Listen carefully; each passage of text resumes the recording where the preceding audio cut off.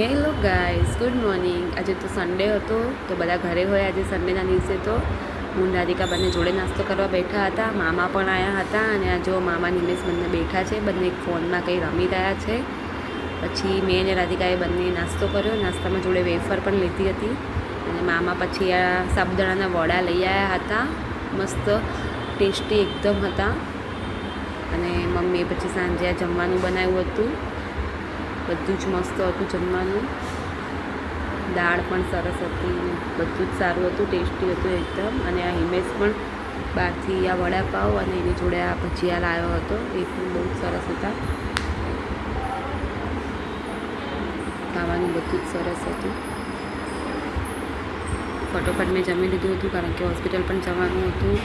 એના પછી કાલે કંઈ વીરનો કંઈક દિવસ હતો ભાઈ માટેનો, તો જો બંને જે લોકો મસ્તી કરી રહ્યા હતા। Okay guys, thank you for watching.